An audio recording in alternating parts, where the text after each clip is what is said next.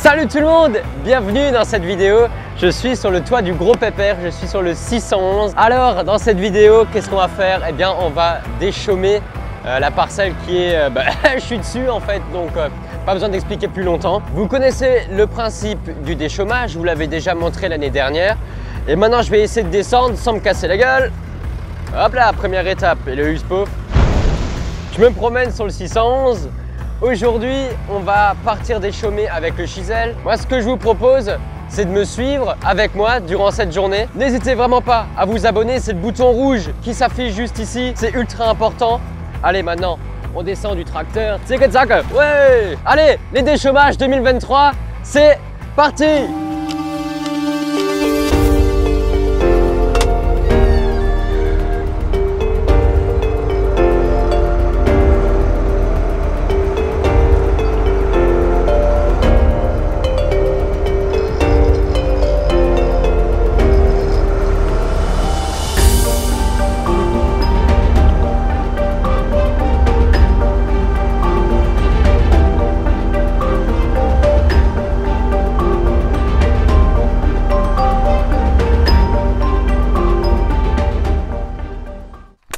Ça va chier. Qu'est-ce que je fais là au milieu de ce champ-là? Qu'est-ce que je vais vous montrer? Il faut quand même que je vous explique 2-3 choses pour comprendre les actions que je vais faire et pour comprendre ce qui a été déjà fait. Il est important de souligner que l'agriculture, c'est pas seulement sauter dans un tracteur et faire mumuse. Non, tout ce qu'on fait a une réflexion, a une part de réflexion. Et il est important de vous présenter ça, ça fait partie du job. Ça va être un petit peu la minute où on parle d'agronomie, on va parler un petit peu de sol. Ici, je suis dans une parcelle qui fait un peu plus de 9 hectares, quelque chose, allez 8 hectares, 8-9 hectares. Ancien blé. Haha, ben forcément, le déchaumage, on va pas le faire sur du maïs au mois d'août, on le fait sur du blé. On pourrait aussi le faire sur de l'orge, hein, on pourrait le faire aussi sur du colza. Pour nous, c'est du blé. Alors, je me suis baladé avec ma bêche. Je vais pas faire un test à la bêche, ça n'a aucun intérêt maintenant, je trouve. Je vais vous montrer quelques petites choses et la bêche me sera pratique et puis ça sert aussi de support pour la GoPro tout à l'heure. Bon, alors là, ici, ancienne culture, c'était du blé. Vous n'avez pas vu la moisson. Moi non plus, je ne l'ai pas vu puisque je n'étais pas là, simplement. Qu'est-ce qui a été fait sur cette parcelle? Alors, sur la précédente vidéo, je vous ai un petit peu spoil tout ça. C'est qu'en fait, rien ne s'est passé comme prévu. Évidemment, la météo est capricieuse, la météo fait ce qu'elle veut, mais surtout, cette année, c'est pas la météo. C'est pas le facteur météo, contrairement à l'année dernière. Cette année, c'est le facteur technique, c'est le facteur moissonneuse qui nous a limités dans nos actions. Le premier objectif pour les déchaumages, ça a été de passer le chisel après la moissonneuse. J'ai voulu laisser passer quelques semaines pour que les pailles mûrissent et pour qu'il pleuve dessus, pour que justement la paille qui est broyée dans le champ puisse correctement se déchaumer avec notre déchaumeur à dents, le chisel, vous le connaissez. Le travail que ça a donné, il est derrière moi. Alors, pourquoi est-ce que la partie qui est faite au chisel ne représente que une toute petite partie du champ? C'est simplement, la moissonneuse a coupé le blé trop haut. Et ce qui fait que ça faisait des bourrages. Les bourrages, c'est simplement quand la machine d'ailleurs se bouche. À chaque passage, j'ai dû m'arrêter au moins une fois, si ce n'est plus. On est passé à une deuxième technique. J'ai fait appel à un copain agriculteur du village, entrepreneur, et il a passé le déchaumeur à disque. L'avantage du disque, c'est que ça va scalper les pailles, ça va les émietter. En plus, elles avaient mûri avec le soleil et la pluie, donc ça se cassait plutôt bien. Ça va travailler superficiellement la terre. Il y a des avantages, évidemment. On a un grand débit de chantier. Nous, sur la ferme, on n'est pas équipé de déchaumeur à disque. Donc, c'est pour ça que j'ai fait appel à un entrepreneur, à un copain agriculteur. L'avantage, c'est que vous voyez derrière moi, enfin, j'espère que vous le voyez à la GoPro, la parcelle est particulièrement verte. Sur ce côté-là du champ aussi. Qu'est-ce que c'est que cette verdure? Cette verdure, c'est simplement le blé qui est tombé au sol pendant la moisson. Ça là, cette verdure là, c'est du blé. En fait, la moissonneuse, elle n'est pas parfaite forcément. Il va y avoir des graines qui vont être expulsées par la machine, soit par la barre de coupe ou par le triage. Et on se retrouve toujours avec du blé qui tombe derrière la moissonneuse. Et ce blé là, eh bien, il faut le mettre en état de germination. Pourquoi est-ce qu'on souhaite le faire germer? En faisant un déchômage. Le but du déchômage, c'est évidemment de travailler la terre, mais c'est aussi de faire lever ces graines-là qui sont tombées au sol. Mais parmi le blé, il va y aussi avoir du régras, il va y avoir différentes adventices, des graines qui vont être sur la surface du sol et qui vont attendre de germer et qui après vont pousser. Le but du déchômage, c'est qu'en fait, on va accélérer tout ça. En fait, on va créer une terre plutôt fine, on va remuer la terre, la petite graine va se retrouver dans la fraîcheur, elle va germer. Et l'avantage, pourquoi est-ce qu'on fait germer tout ça maintenant? Alors, c'est pas qu'on va cultiver du blé là, évidemment. Le but, c'est de faire lever le maximum de graines qui sont sur la surface du sol pour qu'elles ne soient pas gênantes lorsqu'on va implanter une vraie culture. C'est-à-dire que la graine qui sera sur la surface du sol, une fois qu'elle aura levé, une fois qu'elle aura germé et qu'elle aura un peu poussé, si on la détruit mécaniquement ou chimiquement, en fonction des situations auxquelles on est confronté, eh bien, c'est une graine qui ne va plus germer par la suite. Et c'est une graine en moins, une mauvaise herbe en moins, qui va se retrouver dans la culture suivante. Donc, le fait de déchaumer comme ça et d'avoir de la verdure dans le champ, c'est qu'on va gérer le stock semencier d'adventices, on va gérer les mauvaises herbes. Alors cette pratique, elle a un nom, ça s'appelle un faux semis. Je vous l'ai expliqué, on met en état de germination des graines qui sont présentes sur la surface du sol, on va les faire germer et on va les détruire. Là, la destruction, elle se fait mécaniquement par le chisel. Oui, le chisel, c'est un peu le but de la vidéo, c'est un peu les déchômages. Maintenant, on va comparer le travail à disque et le travail à dents. Le travail à dents, c'est un travail plutôt grossier. C'est un travail grossier, on a de la motte, voilà. On a des graines de blé qui vont germer, on va quand même mettre en état de germination des graines de blé, mais disons le travail, il est très grossier. On va avoir des chaumes de blé qui sont encore enracinés finalement à leur motte.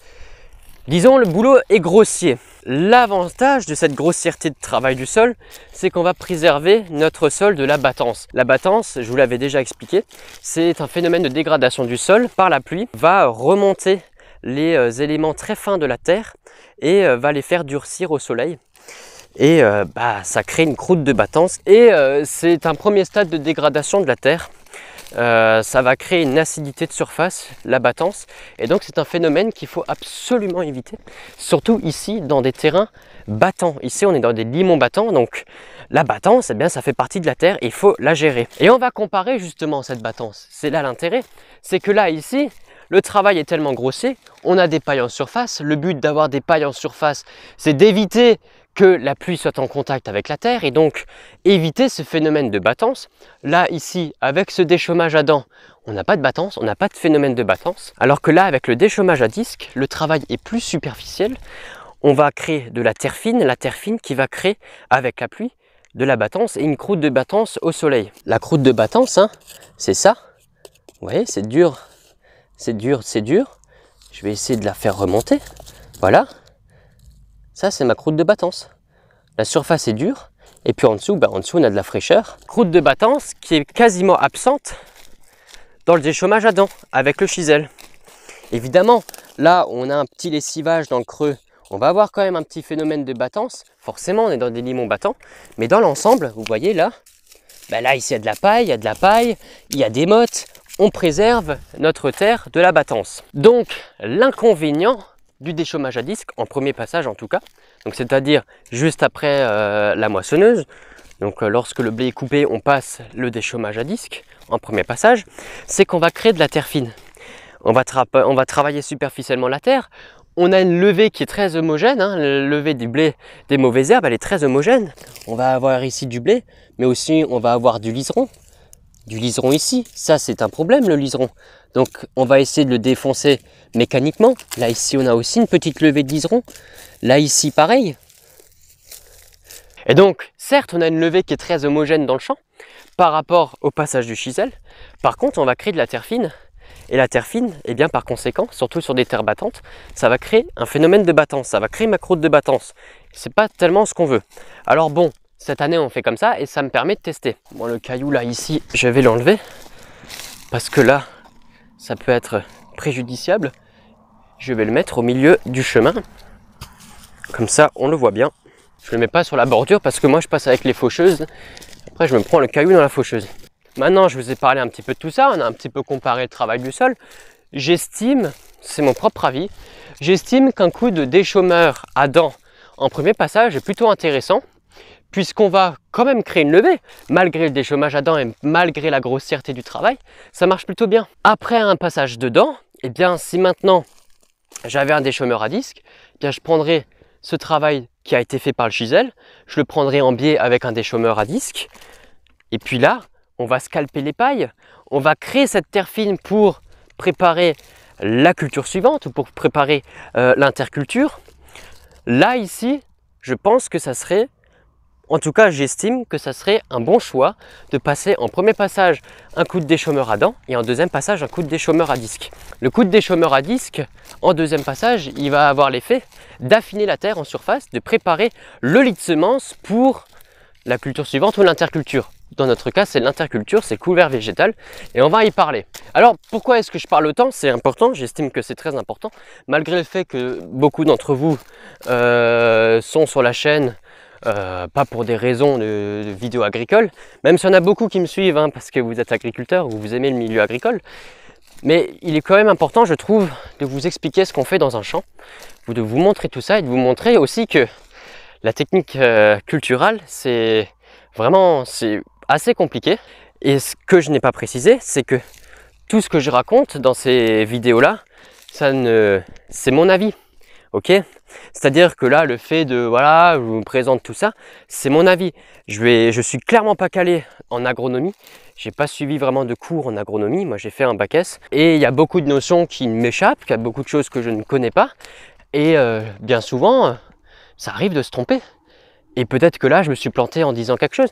Mais voilà, moi, je l'assume et j'assume le fait que bah, effectivement j'ai 20 ans, je peux pas tout savoir, et ben justement j'apprends au fur et à mesure des années. J'ai fait pas mal de conneries hein, forcément sur l'exploitation, j'ai fait pas mal de conneries, mais tout ça je le note sur une feuille, dans un classeur, et comme ça je sais pour les années suivantes que bah, cette connerie là il faut plus la refaire. Et donc ça typiquement cet essai, eh bien ça typiquement, ça je l'ai noté, ce que j'ai observé, je le note pour ma carrière dans les années à venir et comme ça je saurai que effectivement bah voilà, qu'est-ce que j'en pense. Donc le but du chisel, vous l'avez compris, ça va être avec la dent de remuer cette terre là, défoncer les adventices. Le but du chisel, ça va être de remuer toute cette terre là.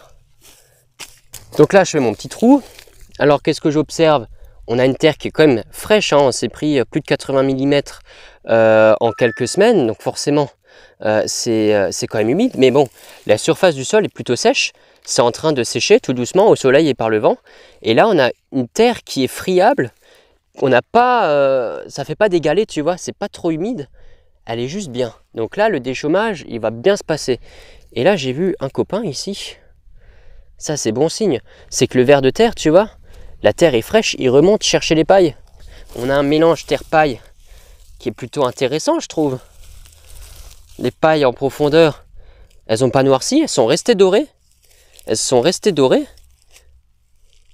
Et ça, les vers de terre, eh bien, ils montent chercher tout ça. Écoutez, bah, moi, ce que je vais faire, il y a encore un ver de terre, j'en ai vu un passer là. Il y en a encore un ici. Bah, il est dans la motte. Il est dans la motte, lui. Tu vois, lui, il est en train de me faire une galerie dans la motte, c'est parfait. Il est en train de faire son travail. Tu vois, regarde là, lui là. Lui là. Tu vois, il est dans la motte aussi. Il est dans la motte aussi. Et il y a du monde. Il y a du monde. Là aussi, il y en a un. Il y en a aussi un là. Dans la motte. Donc il y a du monde. Il y a du monde. Il y a de la fraîcheur, forcément. Il y a de la matière organique. Il y a du monde. Bah voilà. Moi, ce que j'aime bien faire, c'est un petit peu laisser faire la nature. Moi, on m'avait dit tout de suite, le lendemain de la moisson, on m'a dit « Oh, tout de suite, il faut déchaumer, il faut semer l'engrais vert tout de suite, il faut semer l'interculture. » Je dis « Ben non, l'interculture, il faut laisser le temps. Et surtout, ce qui est important, il faut laisser faire la nature. La nature, là, elle a super bien fait son travail. On va aller chercher le 611, on va aller faire un essai, on va tester tout ça, on va faire quelques allers-retours. J'avoue que là, il fait chaud, donc dans le tracteur, je vais mourir de chaud, évidemment.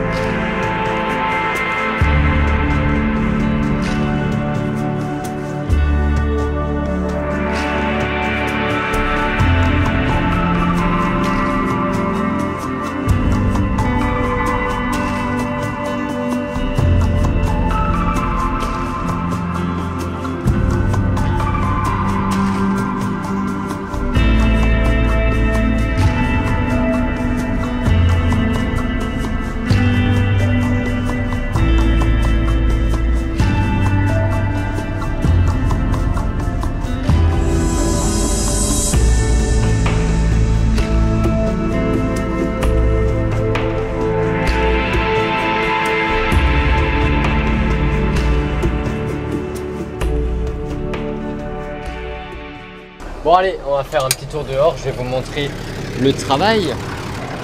Bon, ça fait quelques temps, quelques heures que je tourne. Ça se passe plutôt bien. Le 611, il en chie un petit peu, mais normal. Hein. Hein, t'en chies un peu, mais ça va. Alors, regardons un peu le travail. Je suis ultra satisfait. C'est vraiment ce que je voulais. Le travail, c'est typiquement ce que je voulais. C'est vraiment ce que je voulais. Donc, je suis content. J'ai bien réglé la machine.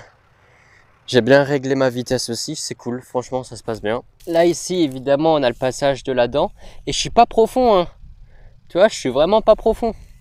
Je fais un chisel, bon on va pas dire que c'est superficiel, hein, ça serait mentir, mais tu vois on a de la terre fine mais pas trop non plus.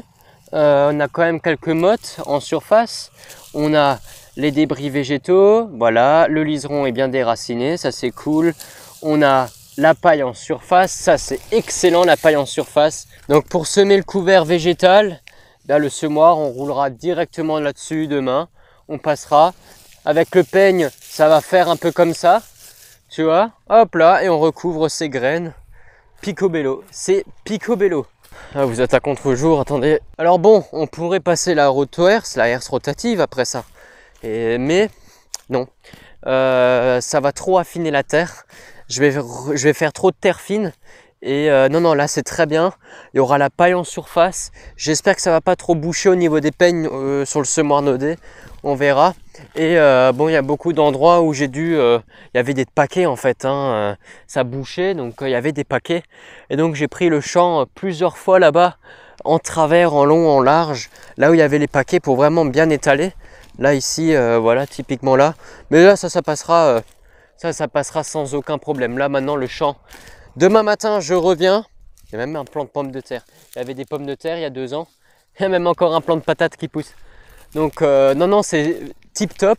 Là j'ai fait ma mise en route pendant, je sais pas, pendant 2 heures, 2 heures et demie j'ai tourné. J'ai déjà fait un peu plus d'1 hectare là-bas et puis j'ai fait toute cette partie. Il me reste évidemment tout ce qu'il y a derrière moi forcément. Alors bon, je pourrais m'amuser à rester là jusqu'au soir 22 h, jusqu'à la tombée de la nuit. Parce que le 611 n'a pas vraiment de phare de travail digne de ce nom, surtout pour ce boulot-là. Demain matin, je reviens, je continue tout ça. De toute façon, maintenant, c'est que des allers-retours. Le boulot se fait super bien. Des allers-retours. On va prendre une bonne partie de la journée. Et papy, je pense que papy me suivra avec le semoir nodé. Peut-être que je roulerai aussi. Voilà, allez, du coup, bah demain.